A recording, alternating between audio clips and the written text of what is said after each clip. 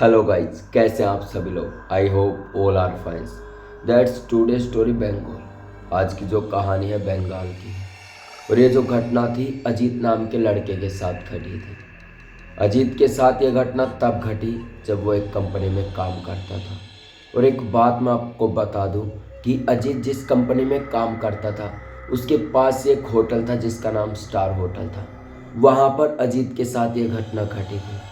और जो अजीत का घर था वो कंपनी से करीबन 10 से 12 किलोमीटर दूर था। और उस रात जो अजीत था कुछ ज़्यादा ही काम कर रहा था, तो उसने सोचा कि आज की शाम यही होटल में बिताता हूँ, कल फिर से सुबह कंपनी जाऊँगा और फिर अगले दिन अपने घर चले जाऊँगा।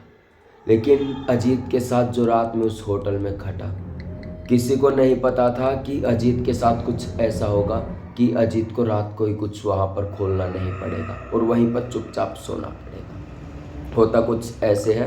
शनिवार का दिन था, 2022 की घटना है। रोज़ की तरह अजीत अपनी कंपनी में काम के लिए जाता है। जैसे अपना काम ख़त्म करता है तो उसके पास उसके बॉस का फ़ोन आता है और कहता है कि भाई आज लेट जाना, क्योंकि सारी डॉक्यूमेंट जो अर्जेंट फाइल्स है वो रिप्लेस करनी पड़ेंगी, फॉर्मेट करनी पड़ेंगी कंप्यूटर में, उसके बाद तो घर चला जाना। तो अजीत भी कहता है ठीक है सर, थोड़ा सा समय लगेगा, कर दूंगा। उस समय की जब बात थी, अजीत करीबन 10 बज चुके थे रात के। अजीत वहीं पर कंपनी में रुका हुआ था। जाते जाते पता नहीं कब समय बीत गया, काम करते करते अजीत को पता ही नहीं चला। रात के करीबन 11 बज चुके थे और नीचे एक कॉफ़ी शॉप भी थी। वहाँ पर अजीत जाता है, पहले कॉफ़ी पीता है और सोचता है कि अब होटल चला जाता हूँ, जो होटल था वो बिल्कुल पास में ही था। अजीत वहाँ पर जाता है और रिसेप्शन पर जाकर खड़ा हो जाता है। रात के करीबन 11 बजे का समय हो चुका था और वो इतना थक चुका था कि उसे पता ही ना चले कि वो कब नींद में सो जाए। तो जैसे ही रिसेप्शन पर पहुँचता है तो वो बात करता है रिसेप्शनिस्ट से, जो भी था वहाँ पर। वहाँ से अजीत पूछता है कि कोई रूम खाली मिल सकता है रहने के लिए आज रात के लिए। तो जो रिसेप्शन वाला था वो कहता है कि भाई सारे रूम जो हैं बुक हो चुके हैं, अभी तो कोई रूम भी खाली नहीं है। तो अजीत फिर से कहता है देख लो यार, एडजस्ट हो जाए तो, कोई भी ऐसा चाहे कैसा भी रूम हो, आज की रात गुजारनी है। तो रिसेप्शनिस्ट कहता है कि ठीक है मिल जाएगा, तुम थोड़ी देर रुको।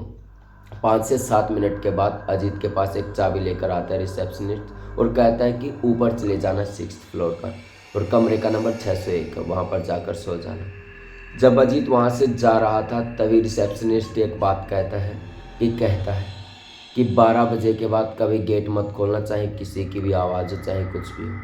अजीत को थोड़ा अजीब लगा, लेकिन जो भी हो अजीत कहता है ठीक है मैं कर लूँगा जो भी कह रहे हो आप। तो अजीत पहुँचता है अपने रूम में और 11:15 बजे ही अजीत की आंख लग जाती है। अजीत को खुद नहीं पता चलता कि वो कब कितने बजे सो गया। अजीत वहाँ से कहते कहते निकला था कि भाई पानी की बोतल और थोड़ा सा खाना भिजवा दियो, लेकिन वहाँ पर कुछ भी नहीं था। तो अजीत जैसे अपने कमरे में पहुँचा, वो इतना ज़्यादा थक चुका था कि उसे खुद नहीं पता उसे कब नींद आ गई। अजीत सो गया। फिर जब जो कमरे की डोरबेल है वो बजती है, कोई गेट को खुड़काता है, तो अजीत खड़ा हो जाता है और टाइम बिल्कुल नहीं देखता। वो खोलता है गेट और सामने देखता है एक बंदा, एक हाथ में लालटेन था क्योंकि होटल की जो लाइट थी पूरी जा चुकी थी। और वहीं पर लालटेन में एक बंदा खड़े हुए था और एक हाथ में पानी की बोतल, एक हाथ में खाने का टिफ़िन था। ये सब बिल्कुल ही देख रहा था अजीत। तो ऐसे ही जैसे अजीत खाने के लिए आगे बढ़ा, खाना लेने के लिए पानी वानी, तो वो जो बंदा था वो एकदम से पीछे हट गया। अजीत को थोड़ा सा गुस्सा आया और अजीत जो था नींद में था। अजीत जैसे ही बाहर निकला गेट से, वो जो बंदा था धीरे धीरे आगे बढ़ने लगा और अजीत की बात इग्नोर करने लगा। तो थोड़े से आगे चलने के बाद अजीत जो था उसने उस बंदे का हाथ पकड़ लिया और कहा कि मैं कितनी देर से बोल रहा हूँ, खाना दो इधर, वो सुनाई नहीं दे रहा। तो जैसे ही अजीत ने हाथ पकड़ा था उस बंदे की, ये जो टोपी पहन रखी थी वो पीछे चली गई, जो सफ़ेद कपड़ों में था। वो जैसे ही चली गई वो ज़ोर से चिल्लाया।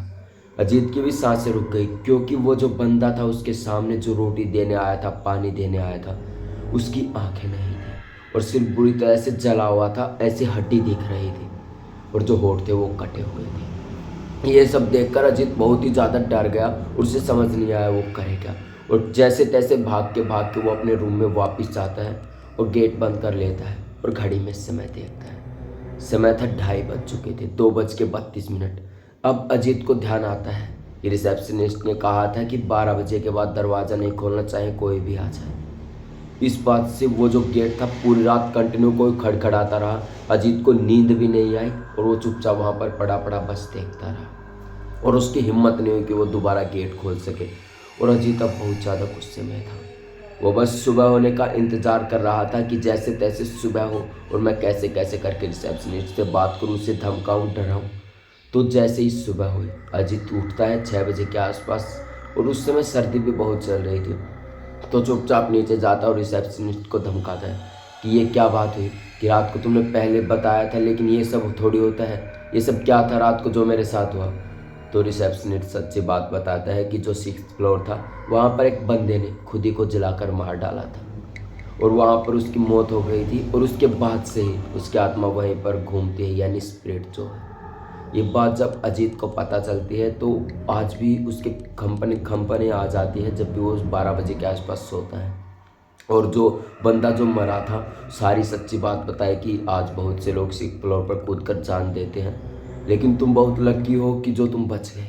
तो अजीत इस बात का शुक्र मनाता है और चुपचाप बिना कंपनी जाए सीधा घर आता है और बॉस से फ़ोन करता है, सर आज मैं नहीं आ पाऊँगा, कल आऊँगा। इतना कहकर अजीत अपने घर पहुंचता है, अपने मम्मी को सब कुछ बताता है। तो उसके बाद अजीत कभी भी कंपनी के सीधे घर ही जाता है, चाहे लेट हो जाओ, कभी भी किसी होटल में नहीं रुकता। और आज जो अजीत है 12 बजे करीबन सोता है तो उसे आज भी घबराहट होती है और अजीत आज भी डर जाता है। ये आज की कहानी थी। तो कमेंट बॉक्स में ज़रूर बताएं कि आपको ये कहानी कैसे लगी और ऐसी कहानी सुनने के लिए चैनल को सब्सक्राइब कर लें। तब तक के लिए जय हिंद। कल फिर से मिलेंगे एक और खौफनाक कहानी लेकर।